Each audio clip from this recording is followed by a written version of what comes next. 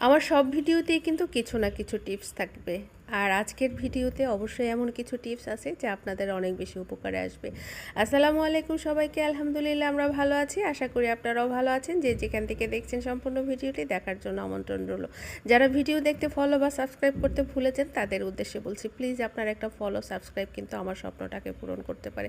আপনার দ্বারা যদি আমার স্বপ্নটা পূরণ হয়, নিঃসন্দেহে আপনার কোনো ক্ষতি হবে না। যাই হোক, আশার কাছে চলে আসছি।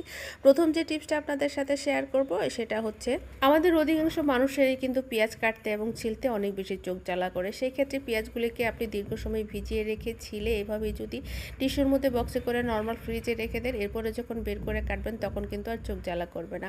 এদিকে পোলাও, বিরিয়ানি, খিচুড়ি যদি রান্না করতে চান সেক্ষেত্রে কিন্তু আপনি চালটা আগে থেকেই আধা ঘন্টা ভিজিয়ে রাখবেন নর্মাল পানিতে। এতে করে কিন্তু চালটা অনেক বেশি সফট হবে এবং ভাজার সময় চালটা ভেঙে যাবে না, রান্নাটাও খুব দ্রুত হবে, আর পোলাও, বিরিয়ানি, খিচুড়ি কিন্তু একদম ঝরঝরে হবে। এরপরে যে টিপসটা শেয়ার করতেছি আপনাদের সাথে, এই টিপসটা যদি ফলো করেন যে কোনো ফ্রাই প্যানে কিন্তু আপনি মাছ ভাজা করতে পারবেন। নিঃসন্দেহে এই স্টিলের পাত্রের মধ্যে কিন্তু আমার মাছ ভাজা করার কথা না। আমি কিন্তু গরম তেলে 1 চামচ আটা দিয়ে দিলাম, যার ফলে কিন্তু আমি অনায়াসে এই মাছগুলি খুব সুন্দর করে এই ফ্রাই প্যানেই ভাজা করতে পারবো। দেখতেই পাচ্ছেন আমার মাছটা কিন্তু একদম নিচে লেগে যায়নি। এটা একটা 100% কার্যকরী টিপস। আপনি যদি একদিন ফলো করেন তাহলে কিন্তু আপনি বুঝতে পারবেন যে এটা অনেক বেশি উপকারী।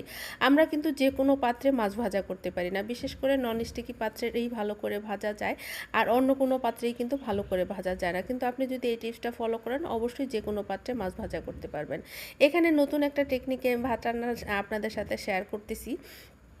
আমার এই ভাতটা কিন্তু 80% সিদ্ধ হয়ে গেছে, আর এখানে পানি বা চালের কোনো মেজারমেন্ট নেই। এইটার টেকনিকটা সবচেয়ে মজার হচ্ছে, আমি যে কোনো পাত্রে এভাবে ভাত রান্না করতে পারি, নন স্টিকি হাঁড়ি হোক, স্টিলের হাঁড়ি হোক, যে কোনো পাত্রে হোক।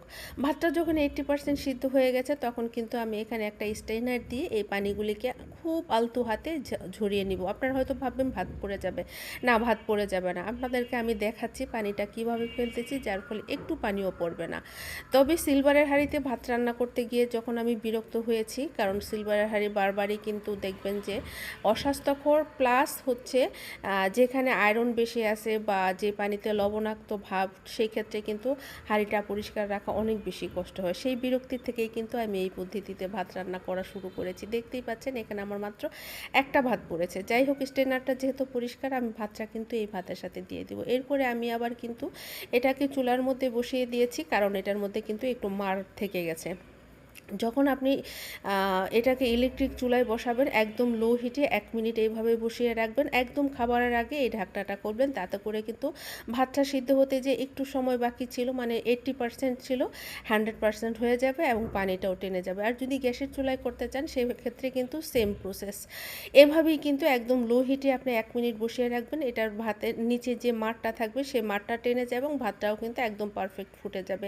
আর আপনি যদি আরও বেশি ঝরঝরা খেতে চান সেক্ষেত্রে কিন্তু 60 বা 70% যখন চালটা হয়ে আসবে তখনই কিন্তু আপনি মাড়টা এইভাবে ফেলে দিয়ে ভাতটাকে একদম লো আঁচে 1 মিনিট বসিয়ে রাখবেন, তাতে করে ভাতটা কিন্তু খুব সুন্দর ঝরঝরা হবে। যাই হোক, এতক্ষণ আমার সাথে থাকার জন্য অনেক অনেক অনেক ধন্যবাদ আপনাদেরকে। যারা আপনারা আমার ভিডিও দেখেন তাদের কাছে আমি অনেক বেশি কৃতজ্ঞ। আপনারা ভালো থাকবেন, সুস্থ থাকবেন। আল্লাহ হাফিজ।